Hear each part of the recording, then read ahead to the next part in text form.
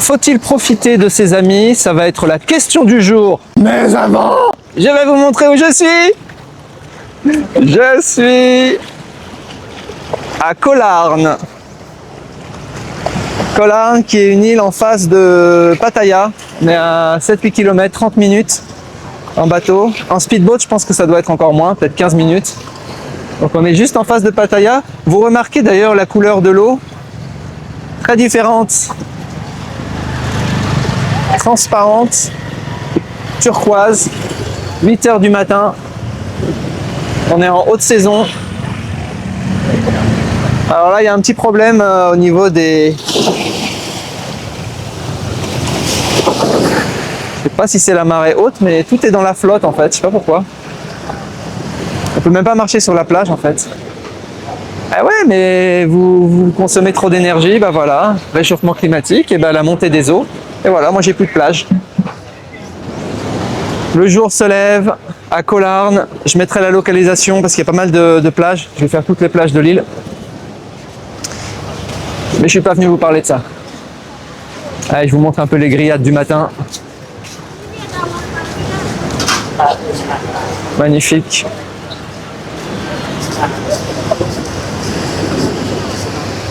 C'est beau ici. Hein. Là, je découvre cette île pour la première fois. Regardez la couleur de l'eau. Et je choisis pas mes jours, hein, les amis. Hein.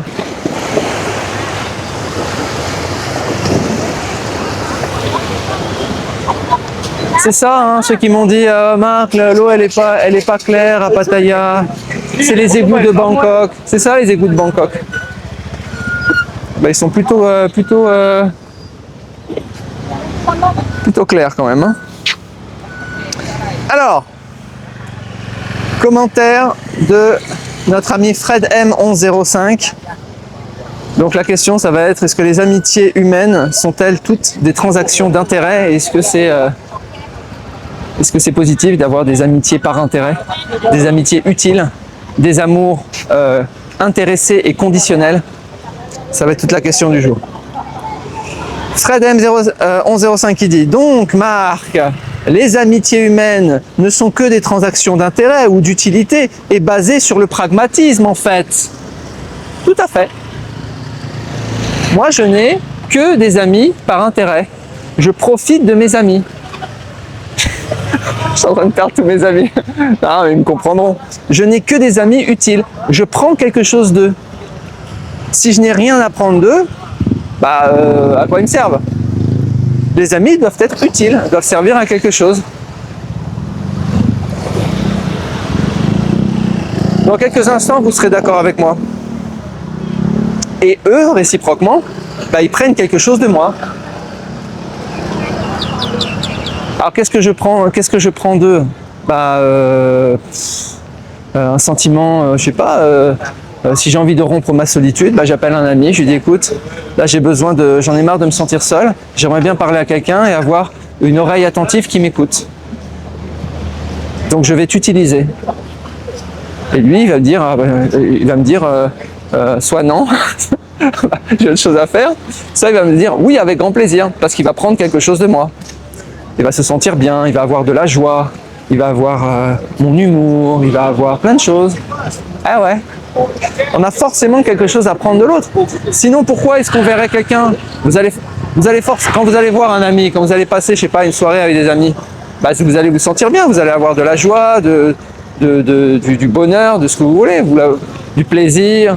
Bah ça a de la valeur. Vous n'allez pas les voir vous n'allez pas voir des amis si vous n'avez aucun sentiment, si c'est neutre, si c'est inerte. Donc il va forcément y avoir, vous allez être affecté en fait par ces relations d'amitié. D'ailleurs l'amitié comme tous les autres sentiments s'achète. Au Japon on peut acheter l'amitié, on peut tout acheter. Donc le pragmatisme, oui, on peut acheter l'amitié, on peut acheter l'amour, on peut acheter la sincérité. Moi j'achète tout. Tous les jours j'achète des sentiments. Tous les jours j'achète des émotions.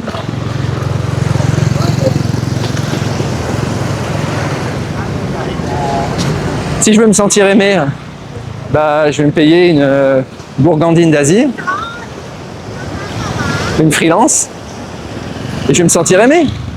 Après, si elle fait la tronche, bah, je vais acheter un sourire, je vais payer un peu plus cher. Et puis si je vois qu'elle n'est pas trop bonne comédienne, bah, je vais la payer plus cher pour avoir une meilleure comédienne, pour avoir de la sincérité. Et au final, bah, j'aurais tout acheté, j'aurais acheté des sentiments. Pour moi, c'est une évidence. Continue. Basé sur le pragmatisme, en fait, complètement, il n'y a rien de plus, il y a rien de plus rationnel, rien de plus mesurable, rien de plus quantifiable, rien de plus achetable qu'un sentiment.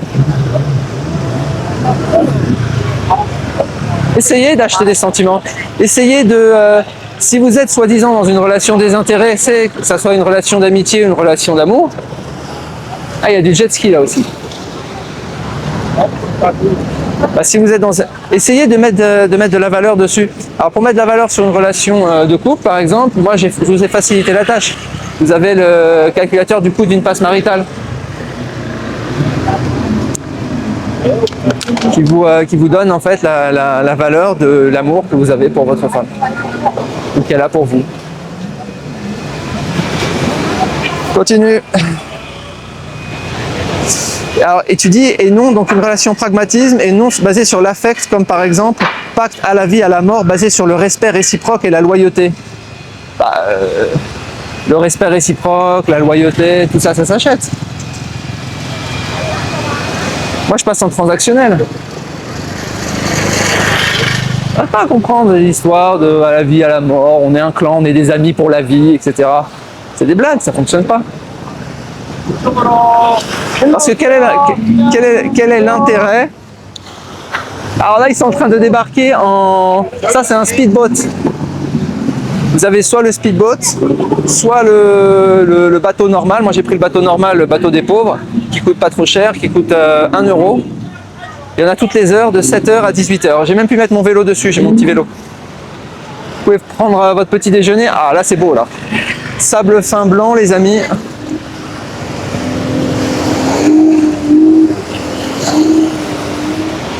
On est à un quart d'heure de... En speedboat, on est à un quart d'heure, je pense. Moi, j'ai mis 30 minutes. Comme un taxi, en fait. Vous pouvez venir prendre votre petit déjeuner ici. Tiens, il y a un ratisseur de... Il m'avait manqué. Ah, il y en a une deuxième, d'ailleurs. Balayeur de sable. Là, je pense que cette île... Là, je crains le pire, en fait, pour la plage. Parce qu'il n'y a même pas... Au niveau hauteur, il n'y a même pas 30 cm, je pense. Ils sont en train d'avoir des... Avec la montée des eaux, je pense... Attention. L'île, elle, je me fais pas d'inquiétude pour l'île, parce qu'elle monte à, je sais pas, à au moins 100 mètres, je pense, d'altitude. Donc, continue. Ouais, bah, tes trucs, idéalisme, on s'aimera pour la vie, on est des amis pour la vie, ben, qui y croit? Faut qu'il y ait un intérêt dans tout ça. S'il n'y a pas d'intérêt, pourquoi la personne te serait loyale? Quel est son intérêt d'être loyal avec toi? L'intérêt, c'est que toi, tu es loyal avec elle, c'est ça? Ça me paraît vaseux comme concept. Je pense que les gens aimeraient bien être dans ces situations. En fait, les gens, je vais vous dire, sur ces histoires de loyauté, d'amitié, de famille et machin, ils aimeraient vivre comme ça. Mais en fait, la perception de la loyauté et de la trahison, elle est très subjective. Parce qu'il n'y a pas de contrat, il n'y a rien, donc les gens attendent, je sais pas... Moi, j'ai un ami, par exemple, il me demande Marc, tu es mon grand ami, j'ai toujours été loyal avec toi, j'aimerais bien que tu m'aides à déménager mes affaires. Tu viens de me perdre comme ami. Hein. Tu viens de me demander d'aller me casser le dos et d'aller perdre 3 heures de temps alors que tu pourrais payer un déménageur. C'est ça que tu es en train de me demander. Bah, évidemment, la réponse est non. D'où, lui, la personne va se dire oh là là, Marc est en train de me trahir, moi je l'aurais fait pour lui. Moi, j'ai autre chose à faire. Je vais faire des vidéos à Collarme, par exemple. Et puis moi, je vais me dire, c'est un imbécile. Je veux dire, rien que le fait qu'il me demande ça, il n'a rien compris à qui j'étais. D'où, comment ça va être perçu de chacun des côtés, d'où trahison, manque de loyauté, etc., etc. Je sais pas si l'exemple est bien choisi. Il y a pire comme trahison. Ah, c'est beau quand même. En plus, la couleur du sable, c'est vraiment blanc. Et la mer est vraiment transparente. En plus, le ciel bleu soleil. C'est vraiment un bel endroit. Pour sortir un peu de Pattaya. Ouais, c'est Pattaya ça aussi, hein. C'est Koh Larn, c'est juste en face. Pour moi, ça fait partie de Pattaya. Ça fait partie de l'expérience Pattaya. Donc tu dis, et donc pour toi, l'humain est mauvais de nature, on peut faire confiance à personne. Et là, je parle, peu importe le peuple ou la culture. Merci pour la vidéo. Non, pour moi, comment dire? L'humain, il fonctionne d'une certaine manière, avec des règles. Donc, c'est normal en fait que l'humain mente. C'est normal qu'il vole, c'est normal qu'il trahit, c'est normal. Tout ça est tout à fait normal. Ce qu'on essaye de faire, c'est que on essaye de construire des sociétés où justement on arrive quand même, malgré tout, malgré ces tendances, je vais même pas dire mauvaises, parce que c'est comme ça qu'on c'est comme ça qu'on est, c'est comme ça qu'on fonctionne. C'est-à-dire, malgré tout, on essaye quand même de vivre ensemble, de construire quelque chose qui tient un peu la route, de mettre des règles communes pour pas s'éclater. Mais par contre, je pense qu'il y a ce qui fait beaucoup de mal, c'est les idéologies. Et je pense qu'il y a une inversion des valeurs. Par exemple, le fait de se dire le profit, c'est mal, utiliser ses amis, c'est mal, être intéressé, c'est mal. Je pense que là, il y a une inversion des valeurs. En réalité, au contraire. Moi, si quelqu'un me dit « Marc, j'ai vraiment besoin de toi et je suis intéressé pour te rencontrer », bah, j'aime bien. Si la personne, elle n'a rien à m'offrir en retour, c'est-à-dire s'il n'y a pas un échange réciproque, un troc réciproque, même implicite, bah, la personne, elle va payer un coaching. Ça va se traduire en quoi? Ça va se traduire en tu payes parce que tu as besoin de moi. Et moi, je vais payer parce que j'ai besoin de la personne. Et il n'y a pas d'histoire d'amitié. Il y a l'histoire d'intérêt. Il peut y avoir des amitiés synergétiques où chacun échange quelque chose et c'est intéressant.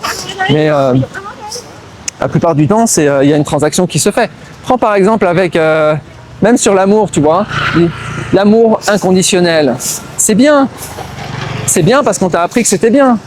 Parce que ça vient de Jésus-Christ qui a dit, je sais pas, l'amour inconditionnel c'est bien. Pareil, l'amitié des désintéressés, je sais pas de qui ça vient, de Jésus, de Socrate, de Platon, de machin, je sais pas. Enfin bref, il y a plein de valeurs comme ça, mais pour moi elles sont totalement inversées. L'amour, pour moi c'est conditionnel. C'est-à-dire que la personne, je veux prendre quelque chose d'elle. Parce qu'il y a quelque chose qui m'intéresse, vraiment. Ce sont ses attributs féminins, par exemple. Quand je passe à Pattaya Soi 6 avec des très belles freelances gourgandines d'Asie. Hello, hi. Bah, bien sûr que j'ai envie d'elles. Mais elles, est-ce qu'elles ont envie de moi? Non. Donc, résultat, bah, c'est moi qui dois payer. Voilà. Au passage, en parlant de femmes, il peut y avoir des amours inconditionnels. Par exemple, moi, je suis tombé follement amoureux de Poppy, qui est à Hua Hin Soi 80. J'avais demandé, j'avais même exigé, par respect pour moi, j'avais demandé à vous, à l'audience, si jamais vous allez à Soi 80, ne touchez pas à Poppy, parce que Poppy appartient à moi.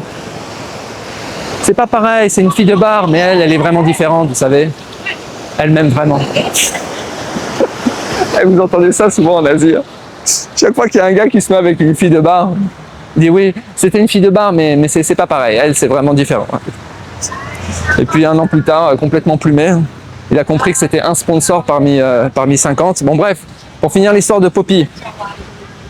Donc Poppy, donc certains sont allés à Soi 80 chercher Poppy. Beaucoup ne l'ont pas trouvée, mais certains l'ont trouvée. Alors comment ils ont fait pour la trouver? Et bravo, je félicite parce que vous avez beaucoup de persévérance. Ils ont fait tous les bars de Soi 80. Il y a environ, je sais pas, 40 bars, ok? Et ils ont demandé Poppy, Poppy, Poppy, Poppy. Alors pour certains, ils m'ont envoyé des messages, pas de bol, ils l'ont retrouvée, mais elle n'était pas disponible. Elle n'était pas là. Et certains l'ont retrouvée. Et certains l'ont démontée. Et ça, c'est très grave, ça. Parce que Poppy m'a envoyé des photos. de elle avec des abonnés. Je veux dire, il n'y a plus de respect. Toucher. Je veux dire, je fais quand même un bon boulot ici. Je veux dire, tous les jours, je fais des vidéos, je vous montre l'Asie. Voilà, je bosse, je vous fais rire. Je fais, je veux dire, le moindre des respects, le moindre des loyautés. Je vous ai demandé, vous pouvez toucher à toutes les femmes d'Asie. En Thaïlande, vous en avez des millions. Je vous donne toutes les destinations. Soi 6, Jomtien Soi 7, etc. Soi Buakao, etc. Vous pouvez retrouver tout ça sur le Girl Locator sur mon site. Je veux dire, je vous ai donné des milliers des milliers de femmes. Mais il y en a une seule. Je vous ai demandé de ne pas la toucher. Et c'est celle-là que vous allez prendre. Et moi, je reçois des photos. Pourtant, j'ai pas à la base, normalement, j'ai vraiment très peu de jalousie, tu vois, je suis pas... Mais ça, c'est très grave pour moi. Ça, c'est vraiment un acte de trahison. C'est l'audience qui a trahi son youtubeur. Donc, je diffuse pas encore les photos parce que je veux pas poser de problème ni à Poppy, qui m'a envoyé les photos, ni aux abonnés. Mais ils se reconnaîtront. Et je ne vous félicite pas. Sachez que je suis au courant. Maintenant, après, je comprends parce que c'est vrai que Poppy, c'est un être, c'est quasiment une divinité en fait. Donc, c'est-à-dire que évidemment, celui qui va avec Poppy, ne serait-ce qu'une heure pour un short time, bah, il va évoluer dans sa vie, il va acquérir un certain nombre de pouvoirs en fait.